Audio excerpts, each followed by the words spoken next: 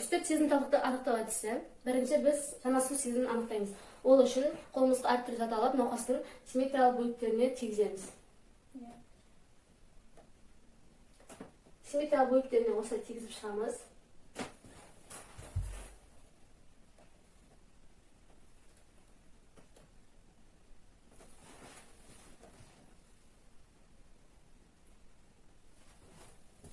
Келесі бұл процедураның барлығында науқастың көзі жұмулы болу керек. Келесі біз ауырсыну сезімін анықтаймыз. Ол үшін қолымызға үшкір зат алып, дәл жаңағыдай науқастың денесіне тигіземіз және симметриялық бөлікке. Науқас бұл кезде өткір немесе өткір еместігін анықтайды.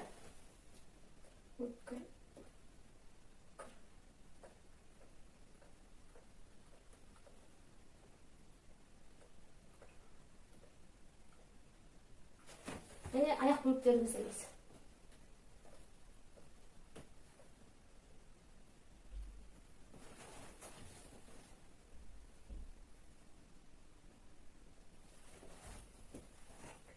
Келесі бізде науқастың температура сезу қабілетін тексереміз.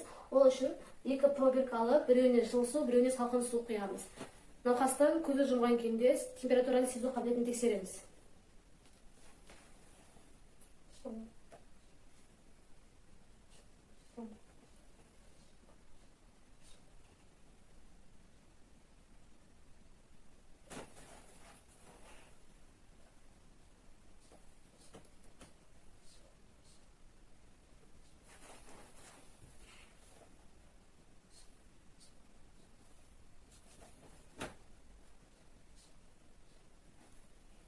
Келесі екінші пробирканы алып тексереміз. Салқын.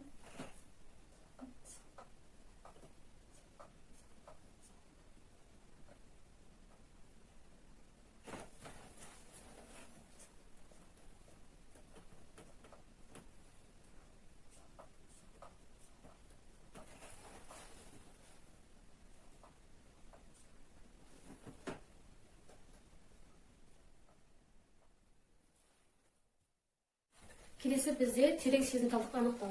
Ол үшін біз бұлшықет буын сезімталдығын анықтаймыз. Ең бірінші буындар мен бұлшықет буын сезімталдығын анықтаймыз. Және науқастан арнайы сұрақтарды сұраймыз. Мен сенің қай саусағыңды ұстап отырмын?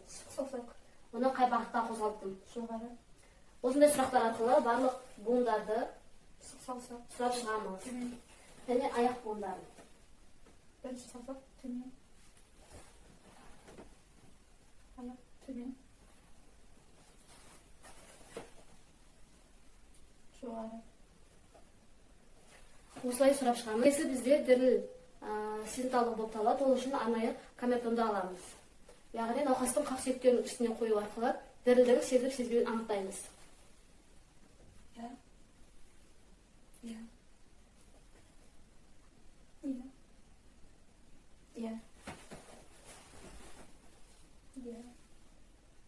Иә. Иә. Иә.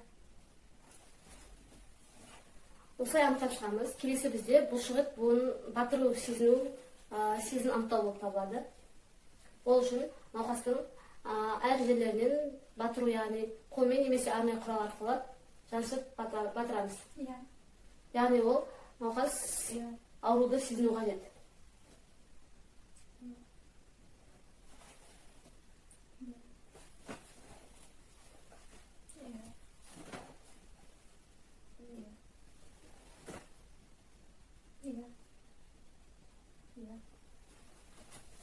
Келесі бізде салмақты сезіну әдісі. Біз науқастың қолын созып, оның алақанына әртүрлі көлемдегі металл заттарын береміз. Оны сезініп айтады. Кілт. Және бұл анықтай алмаған жағдайда екінші қолына береміз. Камыш. Келесі күрделі сезімталдықты анықтау әдісі. Бірінші біз науқастың сезімталдық тұрақтылығын анықтаймыз. Ол үшін қолымызға мақта немесе басқа зат алып, науқастың әр жерден түртеміз. Және науқас қай жерде түрткенін нақты көрсете алу қажет.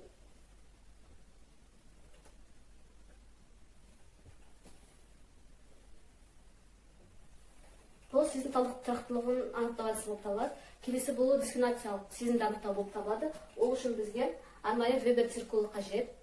Науқастың қолына әртүрлі қашықтықта сызықтарын сызамыз. Және оның арасын жақындатып сызамыз. Науқаста патология болатын болса, бұл оны сезбейді. Келесі бізде екі өлшемді кеңістіктік сезіну болып табылады.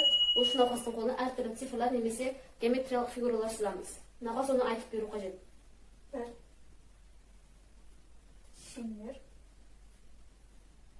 Плюс. Науқастың сезімталдығы, сезіну қабілеті жақсы. Келесі процедура бұл стереогностикалық сезімді анықтау. Ол үшін науқастың қолына әртүрлі зат береміз. Науқас оның не екенін ажырату қажет. Кілт. Дұрыс затты. Карандаш. Дұрыс. Осылай біз үш түрлі сезім түрлерін ажыратуымызға мүмкіндік береді.